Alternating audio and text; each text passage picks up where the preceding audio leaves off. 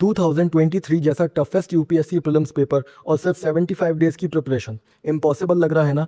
मुझे भी बीच exam hall में इम्पॉसिबल ही लग रहा था, पर अभी देखना कैसी कैसी तिकड़म लगाई है मैंने एग्जाम हॉल में। You will be shock to know these secrets which no one shares. इस वीडियो में मैं 2023 प्रीलिम्स का पेपर आपके सामने सॉल्व करूंगा with each and every thought I had जब मैंने एक एक क्वेश्चन देखा। आपको practical life in those 2 hours पता चलेगी, how a person who clears the cut off with a good margin act in those adverse circumstances, ताकि आप सीख सको कि अगर 2025 प्रीलिम्स भी इतना रैंडम हुआ तो उससे डील करने की सेफेस्ट एल्गोरिदम क्या होगी।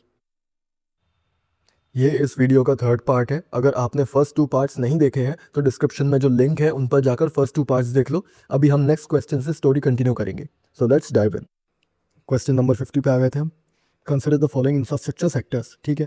On how many of the above does UNOPS sustainable investments in infrastructure and innovation S3I initiative focus of for its investments, ठीक है। तो इनमें से क्या है, सस्टेनेबल होना चाहिए, इंफ्रास्ट्रक्चर इनोवेशन वगैरह वो सब। तो इन चारों में से कौन सा होगा, अब ये तो पता नहीं है बिल्कुल भी, पढ़ा भी नहीं कभी भी। तो अब देखते हैं। अब मैंने देखा कि रिन्यूएबल एनर्जी सस्टेनेबल है, हाँ तो ये तो होना ही चाहिए, ये गलत नहीं हो सकता। हेल्थ केयर है तो ये इंफ्रास्ट्रक्चर है, तो ये सही होना चाहिए। अफोर्डेबल हाउसिंग ये भी इंफ्रास्ट्रक्चर है। अब मास रैपिड ट्रांसपोर्ट ये है तो इंफ्रास्ट्रक्चर, ठीक है ना। पर इसमें मुझे दो चीज़ें गड़बड़ लगी। एक तो ये जो मास रैपिड ट्रांसपोर्ट है ना, तो उसमें ये दो दो एडजेक्टिव लगे हुए हैं, रैपिड भी है और मास भी है। तो मैं आपको समझा नहीं पाऊंगा कि क्यों इसमें दिक्कत है, पर मेरे इंट्यूशन ने कहा था ये कुछ गड़बड़ी है। देखो जैसे इसमें एनर्जी कौन सी है, रिन्यूएबल। इसमें हेल्थ केयर है, ठीक है। इसमें हाउसिंग कौन सी, अफोर्डेबल। पर इसमें ट्रांसपोर्ट कौन सा, रैपिड भी और मास भी है। मतलब इसमें दो दो एडजेक्टिव दिए हुए हैं जो कि ग्रामर में, इंग्लिश ग्रामर में दो एडजेक्टिव ऐसे जनरली एक साथ नहीं लगते, ठीक है, किसी सेंटेंस में।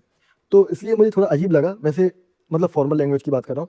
पर एक चीज़ और थी, दूसरी बात ये थी कि मैंने जो कीवर्ड सुना था वो था मास रैपिड ट्रांजिट, ठीक है ना। ट्रांसपोर्ट नहीं था, ट्रांजिट था। तो जो वर्ड्स यूज होते हैं, फ्रेज यूज होते हैं, वो कीवर्ड्स यूज होते हैं। मेंस के लिए हम पढ़ते हैं तो उसमें इस तरीके के कीवर्ड्स लिखने होते हैं, तो वो चीज़ें होती हैं। पर अब दिक्कत क्या है, ट्रांसपोर्ट में क्या दिक्कत है। देखो ऐसा होता है कि जो एग्जामिनर होता है ना, वो सही स्टेटमेंट तो कहीं से कॉपी करता है, ठीक है। कोई आर्टिकल मिल गया था हिंदू का, जैसे मैंने पॉलिटी की जो एल्गोरिदम है वो वाली वीडियो में आपको एक्जैक्टली बताया कि पॉलिटी के 20 आउट ऑफ 20 क्वेश्चन एग्जामिनर ने कहाँ से वर्ड बाय वर्ड कॉपी किए थे। तो वो मैंने आपको बताया। तो आपको पता है ना, एग्जामिनर सही स्टेटमेंट्स तो डायरेक्ट आर्टिकल या फिर बुक में से कॉपी करता है, पर जो गलत स्टेटमेंट्स होते हैं वो उसको खुद बनाने पड़ते हैं। तो वो जब खुद बना रहा होता है तो उसमें कुछ गड़बड़ी हो जाती है कभी कभी वर्ड्स में, क्योंकि हिस्ट्री का टीचर है, वो परफेक्ट इंग्लिश तो बोल नहीं पाएगा या परफेक्ट हिंदी, कोई भी एक चीज़ में ही वो परफेक्ट हो पाएगा, है ना। तो इस वजह से जब वो स्टेटमेंट बनाता है तो कभी कभार ऐसा होता है कि इंग्लिश लैंग्वेज या हिंदी लैंग्वेज में गड़बड़ी हो जाती है। तो जैसे 2021 में एक क्वेश्चन था सेंट जेवियर पे, अगर आप देखोगे उसका जो सेकंड स्टेटमेंट था, मैंने वो PYQ कीवर्ड एनालिसिस में करवाया है, उसमें अगर सेकंड वाला स्टेटमेंट आप देखोगे तो उसमें था कि सेंट जेवियर के बारे में कि a church is dedicated for him there, ठीक है ना।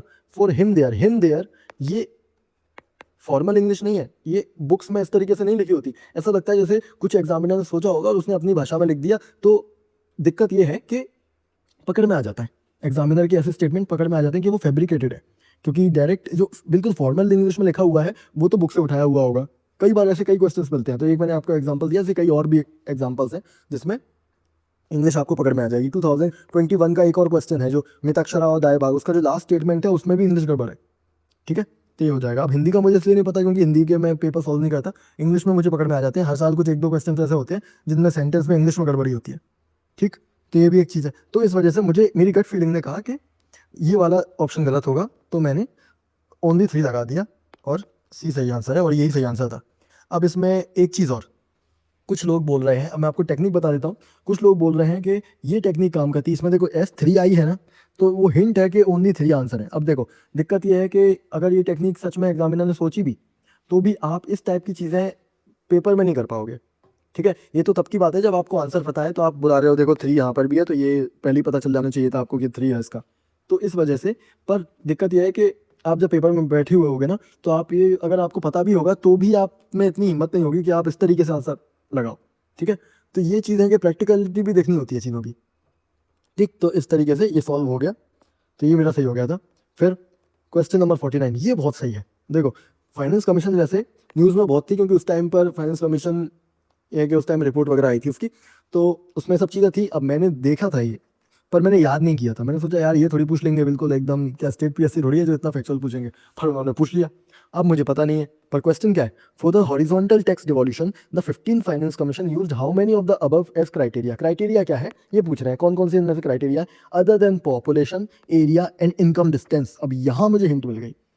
देखो, एक क्राइटेरिया पॉपुलेशन है, दूसरा एरिया है, तीसरा है इनकम, ये तीन तो दे रखे हैं। मुझे याद था कि टोटल 6 होते हैं, ठीक है, मुझे नाम तो याद नहीं थे, पर मुझे ये याद आ गया था कि 6 होते हैं। तो 3 यहाँ दिए हुए हैं, बाकी 3 इनमें कहीं होंगे, ठीक है। तो इस तरीके से ओनली 3 करके मैंने आंसर लगा दिया था। और एक चीज़ अब उसमें ये भी है, और भी लॉजिक्स बताता हूँ। ये स्टेबल गवर्नमेंट, स्टेबल गवर्नमेंट कैसे होगा, देखो मान लो कि आपकी कोई स्टेट है, जैसे आपकी आजकल गुजरात बहुत चल रहा है न्यूज़ में, तो गुजरात की मान लेते हैं कि आप गुजरात में रहते हो।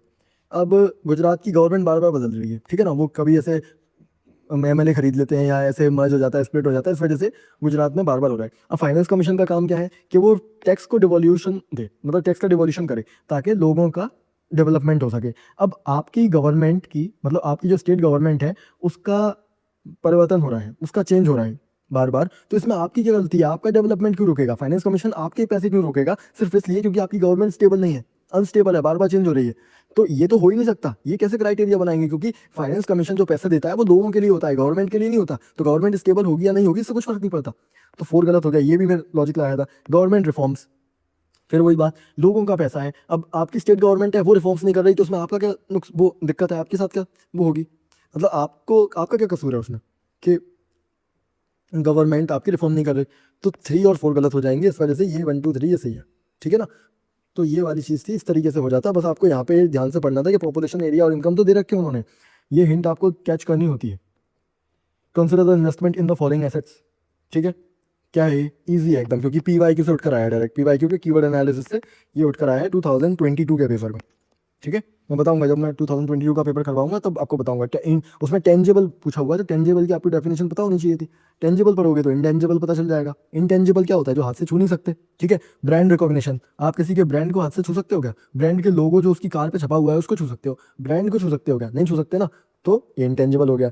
इंटेलेक्चुअल प्रॉपर्टी, ये मेरी वीडियोस हैं जो कि मैंने बनाया, तो ये मेरी इंटेलेक्चुअल प्रॉपर्टी है, तो क्या आप इसको छू सकते हो क्या वीडियो को, नहीं ना, तो बस ये भी इंटेंजिबल है। मेलिंग लिस्ट ऑफ क्लाइंट्स, अब क्लाइंट्स की लिस्ट है, ठीक है, क्लाइंट्स की एक लिस्ट है, तो क्या आप क्लाइंट्स की लिस्ट को छू सकते हो, क्लाइंट की लिस्ट जिस पेपर पे लिखी है उस पेपर को छू सकते हो, पर इस डेटा को थोड़ी छू सकते हो, डेटा तो इन्फॉर्मेशन है, इन्फॉर्मेशन थोड़ी छुई जाती। तो ये भी सही है। इन्वेंटोरी, इन्वेंटोरी का क्या होता है कि इन्वेंटोरी का मतलब होता है जो प्रोड्यूस, एक्चुअल प्रोड्यूस होता है, जैसे आपके यहाँ कोई रॉ मटेरियल रखे हुए हैं या फिर आपकी इन्वेंटोरी में कोई जैसे कोई लैपटॉप वगैरह वो सब रखे हुए हैं, आपकी लैपटॉप की वो है मैन्युफैक्चरिंग है, तो उसमें आपकी इन्वेंटोरी में बहुत सारे लैपटॉप्स रखे हुए हैं, तो आप लैपटॉप्स को छू सकते हो ना, तो वो टेंजिबल हो जाएगा। तो 2 गलत हो जाएगा, बाकी ये सही हो जाएंगे, तो ओनली 3 इसका सही आंसर हो गया, ठीक है। Okay, the government of India provides minimum support price for niger seeds. अब देखो, इंडिया एमएसपी देता है नाइजर सीड्स के लिए। अब एमएसपी क्या है, एमएसपी गवर्नमेंट की स्कीम है, गवर्नमेंट की स्कीम में यूपीएससी बुराई नहीं कर सकता, मैं आपको पहले ही बता चुका हूँ, क्योंकि वो खुद यूपीएससी गवर्नमेंट का पार्ट है ना। तो नाइजर सीड्स, अगर ये स्टेटमेंट गलत हो जाएगा तो ये टेक्निक होती है निगेट करके देखने वाली, यानी आप नोट लगा के देख लो, government of India does not provide MSP for niger seeds.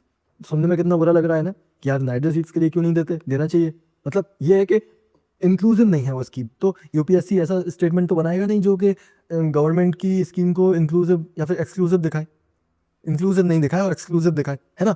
तो इस वजह से ये स्टेटमेंट सही है, क्योंकि नाइजर सीड्स को एमएसपी देती है कि नहीं देती मुझे ये तो नहीं पता, पर गवर्नमेंट की स्कीम में अगर ये भी लिखा होता कि बैटमैन को कुछ देती है तो भी मैं हाँ मान लेता, मतलब आप समझ रहे हो ना, आइडिया समझो, एग्जैक्टली मेरे वर्ड्स पे मत जाओ, पर पॉइंट ये है कि गवर्नमेंट की स्कीम को इंक्लूसिव दिखाने के लिए यूपीएससी इस तरीके के स्टेटमेंट बनाती है, ठीक है ना। अगर गवर्नमेंट की स्कीम की बुराई हो रही है, यानी नाइजर सीड्स को नहीं देती, एमएसपी नहीं देती, तो ये बुराई होगी और वो फिर इस तरीके के स्टेटमेंट्स नहीं होते।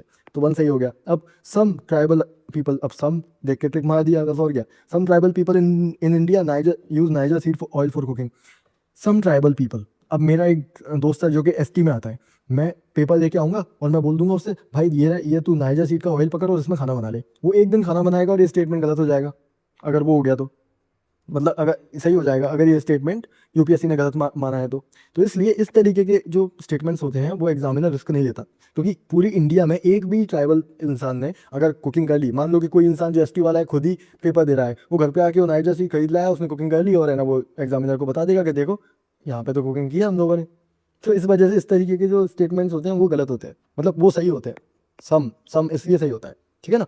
Niger is cultivated as a kharif crop.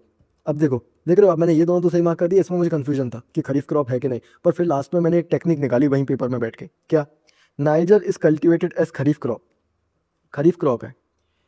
Kharif crop क्या होती है, बारिश वाली है, ठीक है। अब खरीफ क्रॉप में कल्टीवेट होती है नाइजर नाइजर सीड, तो ये तो पता नहीं हमें, पर अगर किसी ने कर ली तो, ऐसा कोई भगवान ने तो लिखकर भेजा नहीं है कि ये सिर्फ राबी में होगी, ये सिर्फ जायद में होगी, या फिर ये खरीफ में होगी।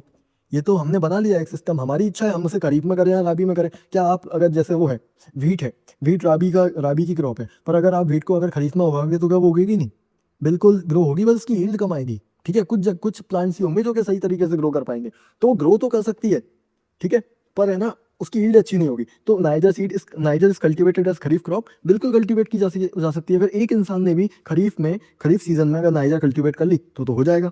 तो 1 2 3 तीनों ही सही हो जाएंगे, ऑल थ्री इसका सही आंसर हो जाएगा, ठीक है। Which one of the following best describe the concept of small farmer large fields. देखो, मैंने एक कॉमन सेंस एल्गोरिथम की वीडियो अपलोड किया, उसमें मैंने इस क्वेश्चन का एक स्टेटमेंट एलिमिनेट करना सिखाया था, कैसे। स्मॉल फार्मर लार्ज फील्ड, ये कौन से सेक्शन में है, ये देखो, ये एग्रीकल्चर यानी इकोनॉमी का सेक्शन, ये call market money market economy का क्वेश्चन है। तो इसमें जो सही आंसर होगा वो इकोनॉमी वाले से ही होगा, क्योंकि इकोनॉमी का सेक्शन है, सिंपल। तो स्मॉल फार्मर लार्ज फील्ड, ये क्या इकोनॉमी से रिलेटेड टॉपिक है, इतना तो हमें समझ में आ गया। अब देखते हैं, resettlement of a large number of people uprooted from their countries due to war. War IR का टॉपिक है, इंटरनेशनल रिलेशन, तो ये तो हो ही नहीं सकता, तो ये गलत हो गया। अब देखते हैं, many marginal farmers in an area together make a contract. अब देखो यहाँ लिखा है, मैंने अंडरलाइन किया, surrender their land to the corporate. ये कितना नेगेटिव चीज़ है, कोई ये कितनी पॉजिटिव चीज़ लग रही है, और ये है कि सरेंडर करवा दो उनका, जो बेचारे गरीब किसान है उनको एक कंपनी को सरेंडर करवा दो उनसे लैंड। गलत है, इस तरीके के स्टेटमेंट्स सही नहीं होते। फिर company extends loans, technical knowledge and material inputs की number of small farmers in an area so that they produce the agricultural commodity required by the company. Agricultural commodity required by the company, ये याद आ रहा है आपको, जो plantation, जो Indigo cultivation होता था, जब फोर्स करके फार्मर से इंडिगो कल्टीवेट करवाया जाता था। तो देखो, ये पॉजिटिव चीज़ है, तो कोई पॉजिटिव चीज़ ही आंसर हो सकती है, ये इसलिए नहीं हो सकता क्योंकि ये टॉपिक का नहीं है। दूसरा, ये दोनों में नेगेटिव कनोटेशन है, तो बी ऑप्शन है, उसको देखते हैं। Many marginal farmers in an area organise themselves into groups and synchronise and harmonise selected agricultural product. Selected ये नहीं कि सारे के सारे, सिलेक्टेड, कुछ हार्मोनाइज, अच्छी बातें हो रही हैं, तो ये सही है इस तरीके से, ठीक है। तो ये चीज़ समझो, कोई अच्छी चीज़ होगी तो उसका पॉजिटिव स्टेटमेंट सही होगा, कोई नेगेटिव चीज़ होगी जैसे ग्रीन हाउस एमिशन, तो उसका फिर पॉजिटिव, मतलब ऐसा आपसे बोल दूं मैं कि ग्रीन हाउस गैसेस के इम्प्लीकेशंस क्या है, इम्पैक्ट क्या है, तो कोई भी अगर ऑप्शंस में कोई अच्छी बात लिखी हुई है कि ग्रीन हाउस गैस से एकदम मजा ही आ जाता है और ये सब, तो वो स्टेटमेंट गलत हो जाएगा, क्योंकि यूपीएससी कभी भी नेगेटिव चीज़ ही दिखाएगी, नेगेटिव चीज़ की पॉजिटिव तो दिखाएगी नहीं, तो इसीलिए, ठीक है। अब क्वेश्चन नंबर 45, ये PYQ के कीवर्ड एनालिसिस से है, 2021 और 2022 दोनों के से, ठीक है। तो ये वहाँ से मुझे पता था, गवर्नमेंट बॉन्ड मार्केट क्या होता है, कॉल मनी मार्केट क्या होता है, ट्रेजरी बिल मार्केट वगैरह। तो कैपिटल मार्केट की बात चल रही है, कैपिटल मार्केट, ठीक है। अब ये आपको सारी चीज़ें पता है, मैं टॉपिक नहीं बता रहा, बिल्कुल बेसिक स्टैटिक का क्वेश्चन है, इसलिए मुझे पता था ये दोनों सही है, और ये 20 का सही आंसर हो गया, ठीक है। हाँ, RBI, अब ये भी पढ़ के आए थे, ये भी बिल्कुल क्या मृणाल सर के नोट्स में दिया हुआ है, वो सब जो पढ़ते हैं कि स्टेरिलाइजेशन क्या होता है, ओपन मार्केट ऑपरेशन से स्टेरिलाइजेशन करता है RBI, नॉर्मल, ठीक है ना। Okay, carbon markets are likely to be one of the most widespread tools in the fight against climate change. Likely बोल रहा है, वो ये नहीं बोल रहा कि ये होंगे ही, जनरल स्टेटमेंट है, मॉडरेट स्टेटमेंट है, सही होगा, ठीक है। Carbon markets transfer resources from private sector to the state. अब देखो, मुझे आज तक समझ में नहीं आया कि ये प्राइवेट सेक्टर से स्टेट पे कैसे ट्रांसफर करते हैं। कार्बन मार्केट्स है, कार्बन मार्केट्स मतलब, मैं आज तक का मतलब मैं बोल रहा हूँ 2023 में जो मैं हूँ उसकी बात कर रहा हूँ, 2025 वाले एनेकन की बात नहीं कर रहा। 2023 में बैठे हुए हैं, अभी हम पेपर दे रहे हैं 2 घंटे लगा कर, ठीक है। तो private sector to the state, ये private sector to the state, मुझे लगा कि कैसे ट्रांसफर करेगा रिसोर्सेज को, ये तो private sector to private sector transfer करेगा ना, ये तो प्राइवेट कंपनी के बीच में बाइंग एंड सेलिंग होगी कार्बन क्रेडिट्स की, तो इसलिए मुझे लगा कि ये गलत होना चाहिए, ये सही, पर एक्चुअली इसका बोथ ये है सही आंसर, ठीक है ना। तो ये मेरा गलत हो गया था।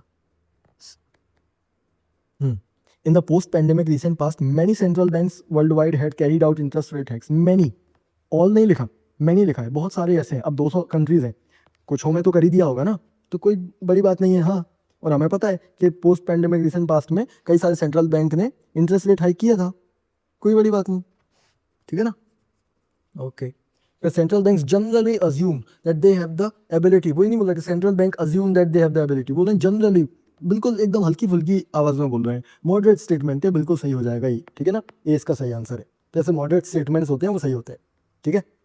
Interest income from the deposits in invites distributed to their investors is exempted from tax, but the dividend is taxable. Exempted from tax, जब भी ये आ जाए ना कि उसको टैक्स नहीं देना पड़ता, वो गवर्नमेंट, देखो गवर्नमेंट को फ्रीबीज बिल्कुल नहीं पसंद, तो गवर्नमेंट जब भी ऐसा स्टेटमेंट आए कि टैक्स से एग्जाम्प्ट किया गया है, टैक्स नहीं देना पड़ता और फ्री में दिया जा रहा है, ये फ्री में वो फ्री में, तो वो स्टेटमेंट गलत हो जाएगा। 2022 में भी ये टेक्निक लगी थी, एक कोई था कि इन्फ्लेशन इंडेक्स बॉन्ड पे टैक्स नहीं लगता, ठीक है, तो वो स्टेटमेंट गलत था। वैसे ही ये भी गलत है क्योंकि एग्जाम्प्टेड, ये नई टेक्निक्स है, ये नई एल्गोरिथम्स है जो मैं आपको बता रहा हूँ, ठीक है ना। ये पहले नहीं लगती थी, आजकल लगने लगी है, आजकल यूपीएससी, तो ये यूपीएससी भी इवॉल्व कर रहा है ना, तो ये नई एलिमिनेशन टेक्निक्स है। Invites are recognized as borrowers under the SARFAESI act, ठीक है, रिकॉग्नाइज करता होगा, मतलब इनवाइट्स वो है कि बोरोवर, क्योंकि ये बोरो करते हैं तो रिकॉग्नाइज भी कर ही लिया होगा सरफेसी एक्ट ने, कोई बड़ी बात नहीं। तो मैंने इसको इस तरीके से सही समझा, इसको मैंने गलत कर दिया और ये इसका डी सही आंसर आ गया, तो ये मेरा सही हो गया, ठीक है। क्वेश्चन नंबर 40, अब ये बहुत ही जबरदस्त क्वेश्चन था। East west corridor under golden quadrilateral project connect Dibrugarh and Surat. अब ये सूरत में है, या तो ये तो मुझे लग रहा था, फिर कहाँ से, तो मतलब ये चीज़ है कि उस टाइम पे नॉलेज इतनी अच्छी नहीं थी, तो मुझे पता था कि हाँ ये ऐसी कोई दो सिटीज़ हैं, पर एग्जैक्टली कौन सी हैं ये नहीं पता था। तो मैंने सोचा हाँ शायद होता होगा, तो मैंने एक सही मार्क कर दिया और इन दोनों को गलत मार्क कर दिया, तो मैंने ओनली वन कर दिया, जबकि आंसर इसका नन था, ठीक है ना। देखो मैं यहाँ पे मैप बना रहा था कि नॉर्थ साउथ ईस्ट वेस्ट में ऐसे ये जाएगा ये, तो इस तरीके से होगा, पर ये बहुत दिमाग खाने वाला क्वेश्चन था और ऐसे क्वेश्चन छोड़ देना चाहिए, पर मैंने पता नहीं क्यों अटेम्प्ट किया था, ठीक है, तो ये गलत हो गया। वैसे ये PT 65 में दिया हुआ था, ठीक है ना, वहाँ से डायरेक्टली सॉल्व हो रहा था। अमरकंटक, और मैंने PT 65 में पढ़ा भी था, पर याद थोड़ी रहती हैं ऐसी चीज़ें, सिटी याद हो जाती हैं क्या यार, ये देखो चांग माई और ये थाईलैंड और ये पता नहीं क्या क्या, वाराणसी, कुनमिंग, और इतना सिटीज़ याद नहीं रहती, एक की याद हो जाएगी आपको जहाँ से जाना। ऐसे consider the following statements, Amarkantak hills are at the confluence of Vindhya and Sahyadri ranges. अब मैंने मैपिंग की हुई थी तो मुझे मैप्स वगैरह तो पता थे, ठीक है, पर अब देखो Amarkantak hills are at the confluence of Vindhya and Sahyadri. Amarkantak, तो मैं देखता था अमरकंटक कहाँ पर है, ये इंडिया है,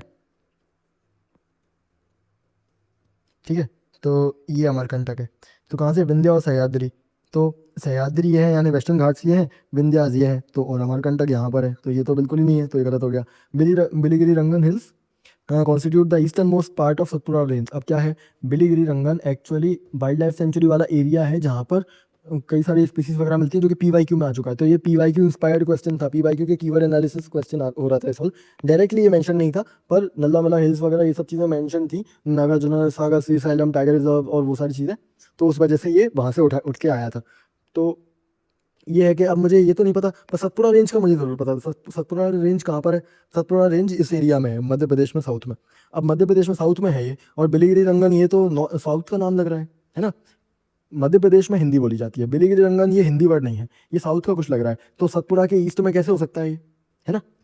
नाम भी तो वो है ना कि ये कौन सी भाषा है, ये कौन सी भाषा है, ये हिंदी नाम लग रहा है सतपुरा, और बिलीगिरी रंगन ये कोई साउथ वाली भाषा का नाम लग रहा है, तो ये गलत हो जाएगा। फिर Seshachalam hills constitute southern most part of western Ghats, ये भी वहीं से PYQ के कीवर्ड एनालिसिस से हुआ है। शेषाचलम हिल्स आंध्र प्रदेश में है, और वेस्टर्न घाट का सदर्न मोस्ट पार्ट कहाँ पर है, केरला और तमिलनाडु में, तो ये भी गलत हो जाएगा, तो नन इसका सही आंसर हो गया, ठीक है।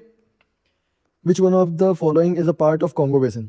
अब देखो कॉन्गो बेसिन, अब मुझे नहीं पता था एक्चुअली, पर मैं सोच रहा था क्या होगा क्या होगा क्या होगा, तो Uganda, South Sudan, Nigeria, Cameroon, ये इनमें से क्या हो सकता है, तो मुझे ये लगा कि शायद कॉन्गो बेसिन है, तो यहाँ पर कोई नाइजीरिया वाला एरिया होगा, क्योंकि अभी शायद चीता वगैरह, टाइगर वगैरह आए हैं, मतलब चीता वगैरह उस एरिया से आया, इसलिए पूछ लिया हो, इस तरीके से मैंने कुछ सोचा और मैं तुक्का लगा दिया कि नाइजीरिया होगा, जबकि आंसर था कैमरून, तो ये मेरा गलत हो गया, ठीक है कोई बात नहीं, गलत हो गया तो हो गया। About 3/4 of the world cobalt, a metal required for the manufacture of batteries for electric motor vehicles is produced by। अब देखो मैं आपको एक चीज़ बताता हूँ, ये एक सीक्रेट टेक्निक है, ये देख रहे हो, ये इस वाले का जो थीम है वही इससे पहले वाले का आंसर है। ऐसा कई बार होता है, इसमें UPSC के 2 क्वेश्चन कोलैबोरेशन में आते हैं, इसमें ये है, जैसे 2022 में एक क्वेश्चन आया था कि सबसे ज़्यादा मीथेन कौन छोड़ता है, तो ये मीथेन वाला क्वेश्चन था, उसमें ऑप्शन थे, उसमें जो राइस ऑप्शन था वो सही था, ठीक है ना। अगले ही क्वेश्चन था सिस्टम ऑफ राइस इंटेंसिफिकेशन, इसके बारे में क्या चीज़ें सही है, तो जो दूसरे वाले की थीम थी वो पहले वाले का आंसर था, यहाँ देखो ना, ये दूसरे वाले का, ये 38 नंबर के क्वेश्चन की जो थीम है कॉन्गो, कॉन्गो 37 का ही आंसर भी कॉन्गो है। तो ये इस तरीके के गेम्स यूपीएससी खेलती है। ठीक है, अगर आपको ये ट्रिक पसंद आई है तो सीरियसली आप कमेंट सेक्शन में लिखो, इट इज़ अमेजिंग। ठीक है ना, ऐसे ही मैं इसलिए टेक्निक्स बताते रहूँगा। और 2024 में अभी मैंने एनालाइज किया तो बहुत सारी नई टेक्निक्स भी मिली है मुझे, नई कॉन्वर्सेशन एल्गोरिथम। तो अगर आपको चाहिए हो तो बिल्कुल बताना, मैं उसमें मतलब कमेंट सेक्शन में डिमांड अपनी कर दो, मैं देख लूँगा फिर। ठीक है ना, तो अब देख रहे हो, तो ये है, इससे इसका आंसर निकल आएगा डायरेक्ट, समझ रहे हो। तो ये चीज़ मुझे पता थी क्योंकि 2020 में और एक 2012 में, 2020 में और 2022 में, इन 3 पेपरों में ये वाली टेक्निक फॉलो हुई है। तो मुझे पता था, वो मुझे, क्योंकि मैं उल्टा पेपर कर रहा था तो मुझे क्लिक हो गया यार, यहाँ भी कॉन्गो वहाँ भी कॉन्गो, और मैं सीख कर तो आया ही था, तो मुझे क्लिक हो गया। तो ये तो मेरा गलत हो गया, पर ये सही हो गया, समझ रहे हो। मुझे नहीं आता था ये वाला कि कौन कोबाल्ट सबसे ज़्यादा प्रोड्यूस करता है, मुझे नहीं पता, मुझे क्या पता। तो मैंने इसका कॉन्गो लगाया कि यही होना चाहिए और सही हो गया। मुझे आता नहीं था, तो मैंने तुक्का लगा दिया कि हाँ ठीक है होगा, शायद टेक्निक लग रही है, पहले भी लगी है तो इस बार भी क्या पता लग जाए। ठीक है, तो चलो ये सही हो गया इस तरीके से। इल्मेनाइट एंड रूटाइल, अब ऐसी टेक्निक सोचेंगे, लाइक कर दो वीडियो को। Ilmenite and rutile abundantly available in certain coastal tracts of India are rich sources of which one of the following? मैंने टाइटेनियम पहले ही डिलीट कर दिया क्योंकि टाइटेनियम का क्या क्यों पूछेंगे मतलब टाइटेनियम का इसलिए मुझे लगा क्योंकि एल्यूमिनियम का क्या होता है, एल्यूमिनियम का होता है बॉक्साइट, आयरन का क्या होता है मैग्नेटाइट और हीमेटाइट। तो मुझे लगा ये नाइट नाइट इस तरीके का कुछ होगा, तो या तो एल्यूमिनियम होगा या आयरन होगा। तो मैंने देखो आयरन के आगे ये कर रखा है और एल्यूमिनियम भी मैंने वो किया। कॉपर मुझे पता था कॉपर नहीं होगा, और टाइटेनियम भी मैंने हटा दिया कि टाइटेनियम क्यों होगा। तो मैंने ये सोच के एल्यूमिनियम लगा दिया फिर कि ये इसका तो मुझे पता है हीमेटाइट हो सकता है कि एल्यूमिनियम का कोई एक मुझे नहीं पता हो, पर एक्चुअली ये टाइटेनियम का है। और ये एनसीईआरटी से आए हैं क्वेश्चन, एनसीईआरटी में दिया हुआ है, मतलब अलग ही चीज़ थी, याद ही नहीं रहा। तो ये गलत हो गया, या एल्यूमिनियम गलत हो गया और टाइटेनियम सही था, तो मेरा आंसर गलत हो गया। ठीक है, which one of the following is the best example of repeated falls in the sea level giving rise to present day extensive marshland. अब देखो, मैंने सोचा कि कौन सा होगा। अब मुझे बस एक चीज़ समझ में आई, क्योंकि पी वाई क्यू में बेहतर करने का मैंने ग्रुप पूछ रखा था, तो मुझे लगा शायद वहीं से ही कीवर्ड एनालिसिस आ गया होगा, तो मैंने ये लगा दिया। ज़्यादा सोचा नहीं मैंने, इसमें दिमाग नहीं लगाया। पर एक्चुअली अगर आप, मेरे पास अभी हिंदी वाला पेपर है नहीं इसमें, पर आप हिंदी देखोगे ना तो इसमें कच्छ भूमि लिखा हुआ है, एक्सटेंसिव मार्शलैंड लिखा हुआ है ना, मार्शलैंड को कच्छ भूमि लिखा हुआ है, तो कच्छ भूमि है तो रन ऑफ कच्छ होगा। कई लोग ऐसा बोल रहे थे, आपने हिंदी देखी होती तो आपका सॉल्व हो जाता। तो पर ये है कि हाँ ठीक है, अगर आप वैसे, और एक्चुअली बताऊँ ना, हिंदी देखना सिर्फ तभी पॉसिबल हो पाता है जब आपको किसी वर्ड का मतलब नहीं पता हो। ठीक है, इतना ज़्यादा इंटेंसिवली आप पेपर सॉल्व करने में लगे रहते हो कि अगर आपको जो भी क्वेश्चन नहीं आया उसको आप हिंदी देखने लगो ना, तो आपके टाइम बहुत चला जाएगा। इसलिए जो लोग ये बोल रहे हैं कि हिंदी देखा होता आपने तो सॉल्व हो जाता, देखो हम, मुझे सपना नहीं आएगा कि इस क्वेश्चन का ही मुझे हिंदी देखना है, बाकियों का नहीं देखना है। फिर मैं देखूंगा तो मैं सबका देखूंगा, जो भी नहीं आएगा मैं सबका हिंदी पढ़ूंगा, कितना टाइम जाएगा उसमें सिर्फ एक क्वेश्चन के लिए। तो ये प्रैक्टिकल नहीं है टेक्निक जो मैं बता रहा हूँ। ठीक है, कि ये हिंदी वाली जो ये टेक्निक, कई लोग बोलते हैं कि हिंदी आपको देख लेना चाहिए ऐसा वैसा, it is not practical at all. You will, देखो दिक्कत ये है ना कि सब लोग ये नहीं समझते, उनको क्या लगता है कि आंसर निकाल लिया हमने, उसके बाद हम पेपर को देखते हैं तो हमको आंसर में कोई हिंट मिल जाती है तो हम मैच कर लेते हैं। देखो ये टेक्निक लगनी चाहिए। अब आंसर अगर आपको पता है तो क्या होगा, तो आपका दिमाग आंसर पे तो कोई टेक्निक ढूंढ लेगा, पर जब आपको आंसर नहीं पता ना तो लॉजिक लगाने में दिक्कत आती है, बहुत दिक्कत आती है। तो आपसे, आपके दिमाग में ऐसा होता है कभी कभी तो कि 3-4 टेक्निक एक साथ लग रही है, कौन सी लगाओ, ये भी दिक्कत हो जाती है। इसलिए you are gonna end up wasting your time if you keep reading Hindi version of the paper. ठीक है ना, इसलिए आपको क्या करना है, इस तरह के क्वेश्चन गलत भी हो जाए तो भी कोई दिक्कत वाली बात नहीं है, क्योंकि इनसे कट ऑफ डिसाइड नहीं हो रहा, कोई इनको सही करके नहीं आ रहा।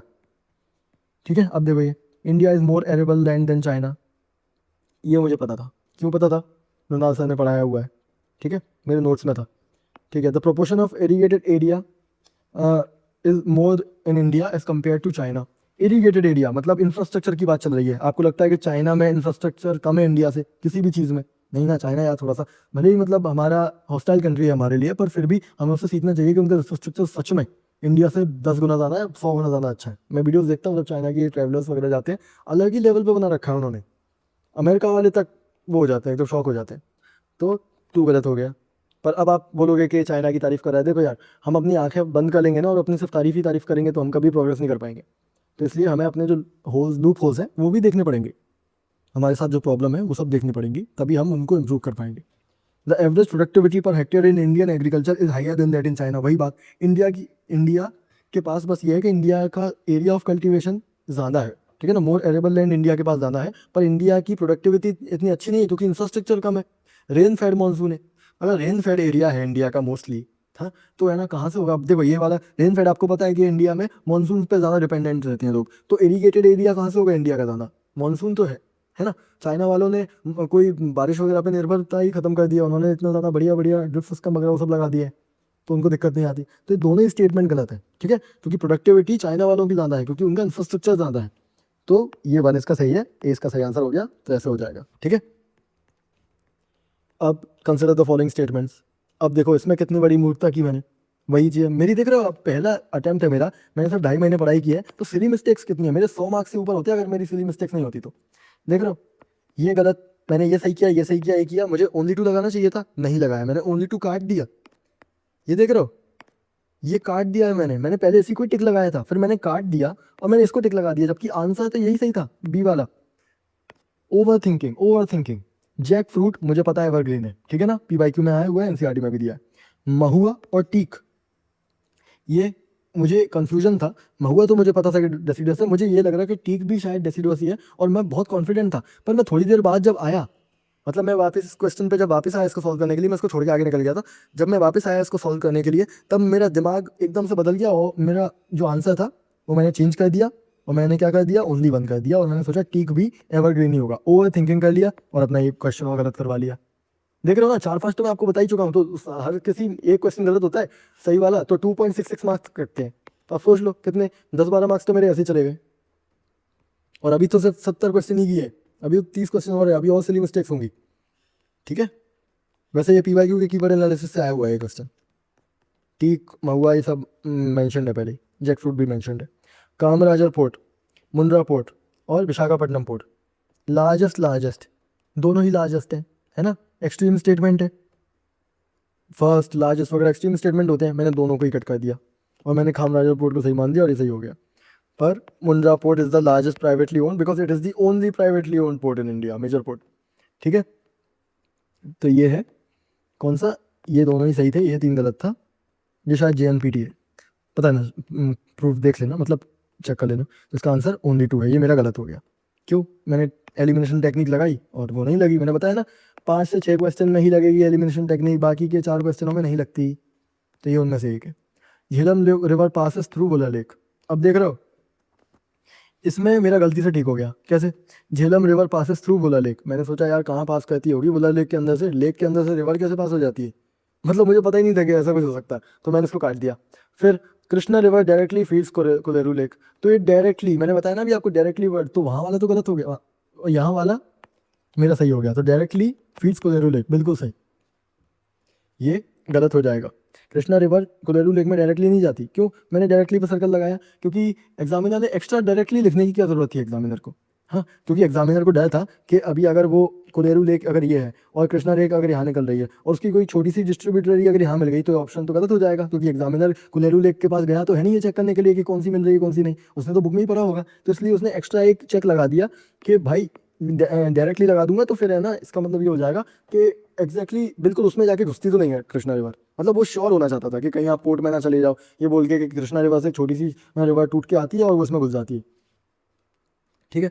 तो ये मैंने 2 गलत कर दिए। Meandering of Gandak river form cover lake, ये मुझे पता था, ऑक्सबो लेक है, ये मुझे पता था क्योंकि एनसीईआरटी में दिया हुआ है, ठीक है, तो ये मुझे पता था, पर ये गलत है क्योंकि गंडक रिवर नहीं, वो बूढ़ी गंडक है। अब भाई देखो कितना डिफिकल्ट है, मुझे बूढ़ी गंडक याद नहीं रहा, मुझे गंडक ऐसा कुछ याद रह गया, तो मैंने सही कह दिया कि हाँ गंडक वही होगी, मुझे कंफ्यूजन था कि बूढ़ी गंडक और गंडक दोनों एक ही रिवर है क्या, तो इस तरीके से तो एक हो गया, तो एक्चुअली ये गलत है, ये गलत है और ये सही है, पर आंसर मेरा फिर भी वन ही सही आया, क्यों, क्योंकि चाहे ये वाला सही हो चाहे ये वाला सही हो, बात तो एक ही है ना, वो आंसर तो ओनली वन ही लगाओगे, तो ये फैलेसी थी इस पेपर में 2023 के पेपर में कि इस टाइप के जो ऑप्शंस होते हैं उनमें एक्चुअल पता नहीं चलता कि किसकी नॉलेज है।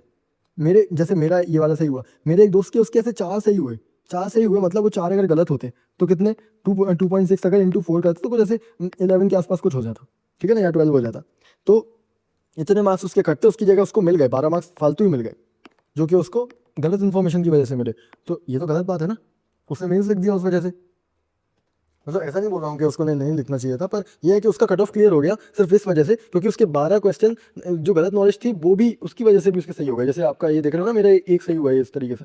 वैसे तो ये वाले क्वेश्चन खराब होते हैं, ये डराने के लिए तो ठीक है, पर है ना ये फेयर नहीं होते। ठीक, अब consider the following statements. Hydrofluorocarbon किस लिए यूज़ होते हैं? तो मैंने सोचा यार फोम एजेंट, फायर एजेंट, ठीक है, हाइड्रोफ्लोरोकार्बन है। हाइड्रोफ्लोरोकार्बन क्या, CFC सुना था? तो वैसे देखो मैंने लिखा है ना HFC, ये लिखा है मैंने HFC। क्या किस लिए यूज़ होता है? CFC पहले यूज़ होती थी फ्रिज और AC में, फिर वो क्या क्या करने लगे, ओजोन को डिप्लीट करने लगे, तो HFC आने लगी। HFC फ्रिज और रेफ्रिजरेटर, मतलब फ्रिज और AC में यूज़ होती है।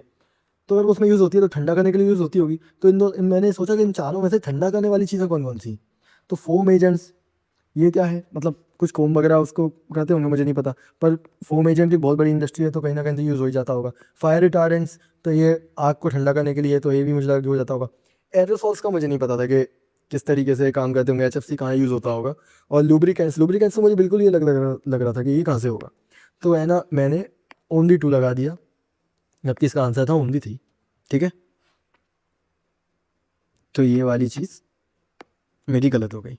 ठीक है, which one of the following, ये बहुत अच्छा क्वेश्चन था और ये मैंने क्लिक भी कर लिया था वहाँ के। Which one of the following makes a tool with a stick to scrap insects from a hole in a tree और अ लॉग ऑफ वुड? ऐसा कौन सा जानवर है जो टूल बना के मतलब कोई लकड़ी का इस्तेमाल करता है और है ना वो कोई होल्स वगैरह में डाल के वहाँ से कीड़े निकाल निकाल के खाता है?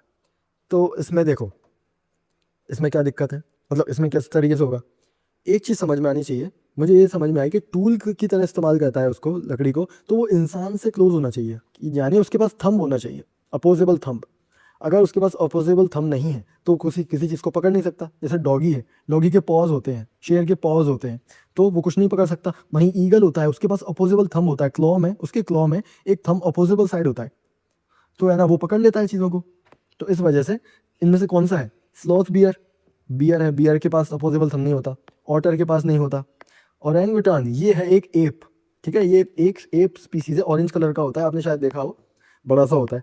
तो है ना ये कर सकता है वो काम, तो मैंने इस पे टिक लगा दिया और यही सही आंसर था। तो यही डिमांड थी इस क्वेश्चन की, लॉजिक, क्योंकि आप इन टाइप के क्वेश्चंस को आप पढ़ोगे नहीं, ठीक है ना। अब मैंने सुना किसी एक टीचर से कि है ना, मतलब मैं उनकी बहुत रिस्पेक्ट करता हूँ, पर उन्होंने ये कहा कि जो लोग ये बोलते हैं कि 30 या 35 क्वेश्चन ही सॉल्व कर पाओगे आप, वो गलत है। UPSC में आप पढ़ते नहीं हो तो आपको लगता है कि 35 क्वेश्चन ही सॉल्व होंगे। मैं एक्चुअली आपको बता रहा हूँ, आपके पेपर में आपके 30-35 ही क्वेश्चन सही होंगे, क्योंकि इस टाइप की क्वेश्चन को आप पढ़ोगे नहीं कि कौन सा जानवर है जो कीड़ों में निकाल निकाल के खाता है। ऐसा कितने जानवर पढ़ लोगे आप, क्या लगता है आपको? एक क्वेश्चन 2022 में आया था कि कौन सा कीड़ा है जो कि है ना फंगस को कल्टीवेट करता है, मतलब कौन सा कीड़ा है जो कि अपने बिल में फंगस को ले जाता है और फिर है ना, मतलब पत्ती ले जाता है और फिर है ना फंगस उस पर आ जाती है और फिर वो ऐसा कुछ करके ऑप्शन, तो उसका आंसर था आंट, ठीक है ना, एंट। तो अब मुझे बात बताओ, ये सब चीज़ें कहाँ पढ़ने वाले हो आप? आपको लगता है आपकी प्रिपरेशन में आती हैं सारी चीज़ें? हम्म? तो वही दिक्कत वाली बात है ना, कि ये कहाँ कहाँ से अब सब माइक्रो ऑर्गेनिजम्स, ये सब लॉजिक वाले क्वेश्चन होते हैं। तो इसलिए UPSC क्या है कि UPSC कई सारे लॉजिक वाले क्वेश्चन भी देता है, ताकि ऐसा नहीं हो कि रट्टू तोते आ जाए सिविल सर्विसेज में, मतलब IAS वाली सर्विसेज वगैरह, जो भी IAS IPS जो भी सर्विसेज होती हैं।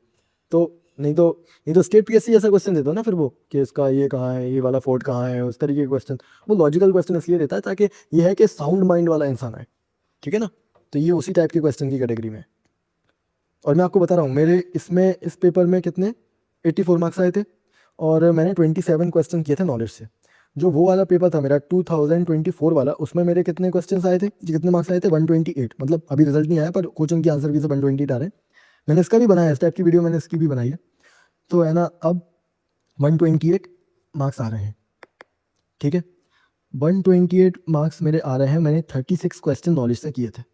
अब अगर 128 वाला भी 36 ही अगर नॉलेज से कर पा रहा है, तो भाई सच में आपके नॉलेज से 30-35 ही होते हैं। वो बस यह है कि क्या दिक्कत रहती है ना, कि कोचिंग वाले अगर ये बताने लगेंगे कि एलिमिनेशन टेक्निक से चल रहा है, तो उनका कोर्स कौन खरीदेगा, फिर पढ़ने कौन आएगा, है ना। पर मैं आपको बता रहा हूँ, आप खुद पेपर भी दोगे ना, तो आपके पास 60-70 क्वेश्चन आपको लॉजिक से ही सॉल्व करने पड़ेंगे, आपको सारे नहीं आते होंगे पेपर, या तो फिर आप छोड़ के आओगे, नेगेटिव मार्किंग के डर से छोड़े आओगे, कोई दिक्कत नहीं, वो भी कर सकते हो, ठीक है, वो भी ऑप्शन है। एक तरह से ज़्यादा अच्छी है तो वो भी अच्छी बात है।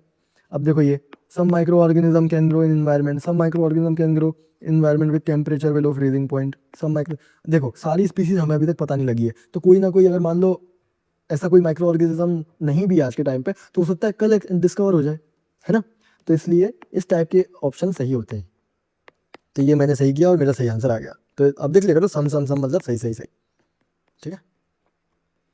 ओके, अब ये क्वेश्चन मेरा पूरे पेपर का आखिरी क्वेश्चन था। मैं आखिरी के 5 मिनट में इसी को लेके बैठा हुआ था, फिर आखिरी में मैं गलत करके आ गया ओवर थिंकिंग की वजह से, और मैं बताऊंगा क्या ओवर थिंकिंग थी, आप मतलब हंसोगे इस बात पे। Consider the following statement regarding the Indian squirrel, ठीक है। इंडियन स्क्विरल क्या करती है, ये नेस्ट बिल्ड करती है बरोज में, ग्राउंड में। पता नहीं, मुझे लगा कि नहीं करती होगी तो मैंने इसको क्रॉस किया, ठीक है। They store their food material like nuts and seed in the ground, store करते होंगे। मैंने वो आइस एज मूवी देखी थी, जिसने भी ये क्वेश्चन किया होगा ना, अगर उसने आइस एज मूवी देखी होगी ना तो उसका वो जरूर ध्यान आया होगा। तो स्टोर करते होंगे फूड, मैंने देखी है मूवी, उसमें वो स्टोर करती है, जमीन खोद के वो स्टोर कर देती है वो गिलहरी, तो ये सही है। अब मुझे दिक्कत ये थी कि ओमनीवोर होते हैं या फिर वो हर्बीवोर होते हैं, क्योंकि स्क्वायरल की एक ऐसी इमेज नहीं है ना वो कि जैसे मतलब मार के खा जाती है, उस टाइप का वो नहीं है। एक्चुअली है वो रोडेंट ही, वो चूहे की तरह ही होती है, पर वो उसकी इमेज नहीं है, मतलब बहुत क्यूट सी लगती है। तो मैंने सोचा कि यार क्या वो होगा। इन दी एंड मैं आपको अपनी रीजनिंग बताता हूँ। वहाँ बैठ के 5 मिनट मैंने आखिर मतलब मेरा पेपर पूरा हो गया था, 5 मिनट बचे थे, मेरा बस एक क्वेश्चन ये वाला बाकी था। तो है ना, मैं उसे लेके बैठा हुआ था कि इसका क्या करूँ क्या करूँ क्या करूँ, छोड़ दूँ क्या करूँ। तो अब ये दोनों मुझे पता थे कि ये दोनों तो हो गए, अब मैं इसको छोड़ तो सकता नहीं हूँ, एक तो मुझे तुक्का लगाना पड़ेगा, बस ये फाइंड करना था मुझे कि ये सही है कि गलत है। तो मैंने क्या किया, मैंने सोचा, और मेरे अब 5 मिनट बहुत टाइम होता है, मैं सोच के बैठा हुआ हूँ कि मैंने बचपन में एक कहानी पढ़ी थी राम भगवान वाली, कि हमारी गिलहरी के पीछे वो धारियाँ क्यों होती हैं, क्योंकि राम भगवान ने उस पर अपनी फिंगर्स फेर दी थी एक बार। तो राम भगवान से एसोसिएशन है, तो है ना, राम भगवान से मतलब खेल रहे थे उसके साथ, तो वो मांस क्यों खाती होगी, वो तो वेजिटेरियन होगी। आप सोच रहे हो, इतना आगे निकल गया। और मैं आपको एक चीज़ बताता हूँ, मुझे एक बंदे ने बताई ये वाली बात, कि भाई अगर तुमने, ये शायद मैं अभी बता चुका हूँ पर फिर से बता देता हूँ, कि अगर तुमने कोई भी ऐसा लॉजिक सोच लिया हो ना जो कोई और नहीं सोच पाएगा, और उससे तुमने क्वेश्चन किया, तो तुमने क्वेश्चन गलत कर दिया। ये रूल है, क्योंकि यूपीएससी क्वेश्चन सबके लिए बनाती है, कोई एक बंदे के लिए नहीं बनाती, ठीक है ना। तो ये ओमनीवोर होती है गिलहरी, पर मैंने सोचा कि वो राम भगवान करते हैं तो उसका एसोसिएशन है यार, मतलब मुझे हंसी आती है उस टाइम पे, तुम लोग क्या। इसीलिए मैं ज़्यादा टाइम नहीं देता एक क्वेश्चन पे, नहीं आता तो मैं छोड़ के आगे बढ़ जाता हूँ, ये इतना टाइम देता हूँ तो ऐसे ही दिमाग में इतने ख्याल आते हैं आगे आगे तक, वो गलत हो जाता है। तो ठीक है ना, तो इसका मैंने ओनली वन लगाया, इसको मैंने गलत कर दिया, और इसका ओनली टू, जबकि देखो मैंने टिक दोनों पे लगा रखे हैं और एक पे क्रॉस लगा रखा है, मुझे ओनली टू मार्क करना था ना, और मैंने ओनली टू, देख रहे हो आप, ये मैंने यहाँ काटा है, मैंने ये पहले ये लगाया था, मैंने काटा और मैंने ये कर दिया। अभी तक शायद 5 क्वेश्चन हो गए हैं जिसमें मैंने पहले सही आंसर पिक किया और मैंने फिर काटा, फिर मैंने और मैंने गलत कर दिया। 5 क्वेश्चन, आप सोच रहे हो। और ये तब है जब मेरे पास 2.5 मंथ्स की प्रिपरेशन है बस। तो ये 2.5 मंथ्स की प्रिपरेशन के बावजूद मैं इतना कर पा रहा हूँ, और इसी की वजह से मुझ में कॉन्फिडेंस नहीं है, इसलिए मैं बार बार अपने आप पे विश्वास नहीं कर पा रहा, और मैं अपना आंसर ओवर थिंकिंग की वजह से गलत कर देता हूँ। देख रहे हो, तो ये आपको समझना है, सिली मिस्टेक्स इस टाइप की नहीं करनी। देखो सिली मिस्टेक मैंने कितनी की, 5 क्वेश्चन में कर दी यार, फिर भी मेरे अगर कट ऑफ से ज़्यादा आ गए तो ट्रस्ट मी, आप कर सकते हो उस पेपर को, it is not that much of a deal. Consider the following statements, some आगे करो और आगे बढ़ो, कोई ज़्यादा टेंशन वाली बात नहीं। सम मशरूम मेडिसिनल है, होंगी ही, साइको एक्टिव प्रॉपर्टीज हाँ होती होंगी, इंसेक्टिसाइडल प्रॉपर्टीज होती होंगी, बायोल्यूमिनेसेंट होता होगा, मतलब लाइट जलती है उनमें होता। सब्सक्राइब तो आप लोगों ने कर ही लिया होगा, आप सब सीरियस एस्पिरेंट्स हो, पर लाइक भी कर दिया करो। ये सिर्फ मुझे सपोर्ट करने के लिए नहीं होता, जितना ज़्यादा आप इस टाइप की वीडियोस को लाइक या कमेंट करते हो, यूट्यूब उतना ही इस टाइप की और वीडियोस आपको रिकमेंड करता है। तो आपके यूट्यूब फीड पर पढ़ाई वाली वीडियोस आती हैं, नहीं तो डिस्ट्रैक्शन वाली वीडियोस आएंगी जैसे स्टैंड अप कॉमेडी, और फिर आप जब यूट्यूब ओपन करते हो तो डिस्ट्रैक्ट हो जाते हो, और लास्ट मंथ में डिस्ट्रैक्ट होना is a recipe for disaster. और नेक्स्ट पार्ट, जैसे ही आप इस वीडियो पे या तो 1000 लाइक्स कर दोगे या फिर 99 शेयर व्यूज़ आ जाएंगे, पब्लिक हो जाएगा ये वाला पार्ट, ठीक है, नेक्स्ट पार्ट। और अगर आप मेंबर हो तो सारी वीडियोस का एक्सेस आपके पास ऑलरेडी है, तो इन्जॉय। तो मिलते हैं नेक्स्ट वीडियो में। Anakin Skywalker signing off, live long and prosper.